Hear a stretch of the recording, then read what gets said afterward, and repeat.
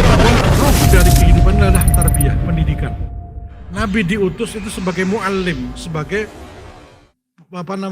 guru, Iya. guru umat. Nah, karena Barat menyadari bahwa kemenangan Islam berawal dari konsep pendidikan yang integral, maka untuk mengalahkan Islam, pisahkan agama dari pendidikan. Dan itu sudah berlangsung di Indonesia. Oke. Maka caranya adalah mengembalikan konsep itu. Nah, sekarang ini ada konsep pesantren terpadu, ada SDIT. Nah, itu bagian dari bagaimana mengembalikan pendidikan agar Islami. Walaupun porsinya tetap sulit. Karena memang pendidikan nasional ini pendidikan sekuler. Nah, maka salah satu yang kemudian saya lakukan adalah bagaimana merintis pendidikan yang independen. Itu yang saya lakukan. Maka hari ini saya punya An-Nahl itu sama sekali tidak bergabung dengan Diknas maupun Depak.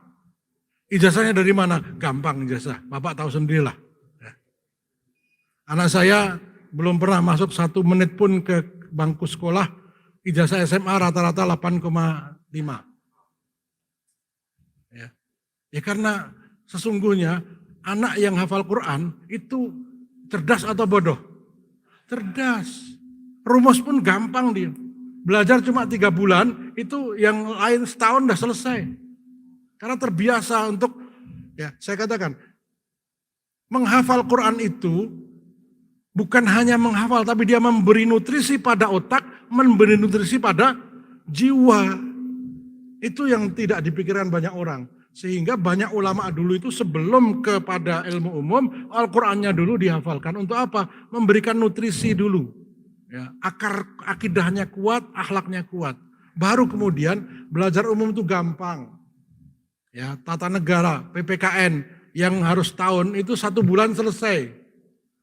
Ya, apalagi anak saya yang kedua kuliah di IDBC, Islamic Digital Boarding College, itu mata kuliah 4 tahun IT selesai dalam 1 tahun. Ya.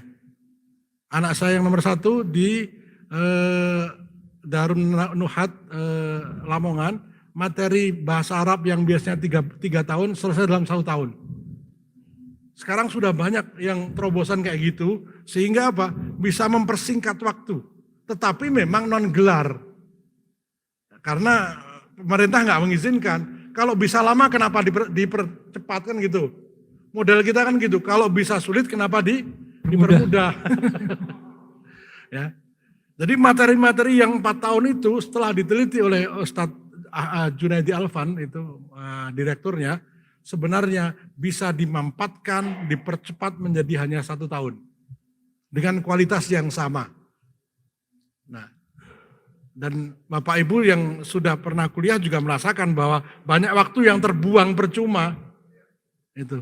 Nah, sementara kalau di boarding school 24 jam fokus hanya IT, ya, selesai 4 tahun selesai dalam 1 tahun. Nah, baru kemudian, nah ini terobosan-terobosan gini semakin banyak, tetapi oleh pemerintah tidak diakui. Karena memang mereka maunya yang lama, yang lambat. Nah, itu. Jadi salah satu syarat pendidikan itu bisa maksimal independen.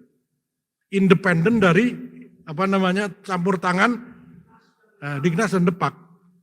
Nah, tapi ini nggak bisa banyak karena tidak banyak orang yang siap anaknya nggak punya ijazah. Nah, padahal hari ini ijazah itu menjadi harga mati. Maka kemudian ya solusinya bagaimana model kayak begini bisa diterima oleh pemerintah. Tapi ini butuh perjuangan. Nah, jalan tengahnya ya kenalkan pendidikan agama sejak dini. Sehingga ketika mereka belajar hukum, belajar komputer, belajar kedokteran, itu jiwa Islamnya sudah punya. Minimal basis agamanya kuat. Nah, itu peran masjid yang paling utama. Yeah. Yang paling gampang sekarang bagaimana menjadikan masjid menjadi pusat-pusat pendidikan Islam. Nah, itu yang terjadi di Palestina hari ini. Anak-anak itu belajar Islam di masjid. Belajar Quran di masjid, nanti kuliah di luar tapi masjid menjadi pusat. Nah itu yang bisa kita lakukan sekarang. Termasuk kayak begini, jangan jauhkan pencaksilat dari masjid. Kan aneh kan, pencaksilat masa di masjid? Ya justru itu Nabi sudah mencontohkan. Para sahabat latihan perang-perangan itu di masjid. Supaya semuanya jiwanya dari masjid. Maka pendidikan dari masjid itu sangat penting. Nah mungkin Al-Ukhuwah bisa memelopori barangkali. Insya Allah, amin, yaitu amin. pendidikan Islam berbasis masjid. Mungkin bisa pada asar sampai maghrib atau pada zuhur sampai jam 5. Ya, sudah banyak dilakukan tapi mungkin dengan metode dan kurikulum yang lebih akselerasi, yang nggak harus lama. Sekarang itu bisa belajar Al-Quran cuma 3 bulan sudah lancar, 1 bulan sudah lancar, yang gitu-gitu.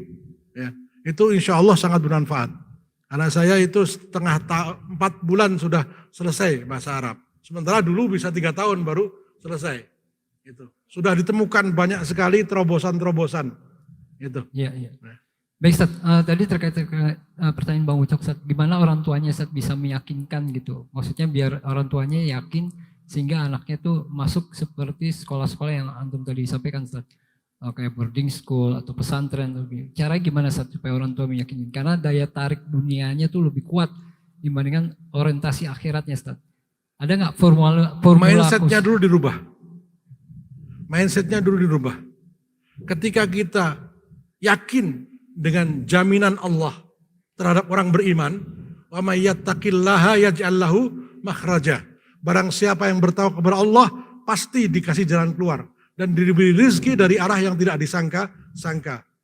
Dan barang siapa bertawakal pada Allah maka cukuplah Allah baginya. Ini ditanamkan dulu. Yang pertama, yang kedua, bahwa belajar Islam itu fardu ain. Belajar umum itu fardu kifayah. Karena mindset kita sudah salah dulu. Ijazah itu fardu ain, belajar sholat itu fardu kifayah. Kebalik akhirnya. Orang nggak malu, nggak bisa bacaan sholat, tapi malu. Nggak bisa berhitung atau matematika itu. Maka mindsetnya dulu dirubah. Sehingga Nabi Muhammad SAW itu 13 tahun itu tidak mengajarkan bagaimana sholat, tapi bagaimana mindset dan akidah. Maka kajian-kajian akidah itu sangat penting untuk bagaimana merubah pola pikir kita, orientasi kehidupan kita, kemudian visi hidup kita. Ya. Sesuatu yang sudah pasti kita cari dengan begitu sepenuh tenaga, padahal sudah tidak akan bertambah. Sementara sesuatu yang belum pasti, akhirat kita lupakan. Dunia itu sudah dijamin sama Allah. Surat Hud ayat 4. Sudah dijamin itu. Tinggal kita yakin enggak. Ya. Masalahnya kita enggak yakin saja. Bayangkan, orang tua, nak kamu enggak usah kerja. Kamu sekarang belajar. Bapak yang nyari duit. Anaknya bilang, saya enggak yakin. Marah enggak sih bapak? Nah Allah sudah bilang kayak gitu, kita enggak yakin, ya pasti marah. Justru ketidakyakinan kita kepada janji Allah itu membuat Allah menjauhkan kita dari akhirat. Itu. Demikian kurang lebih. Maka mindset kita rubah. Baik, alhamdulillah, masya Allah.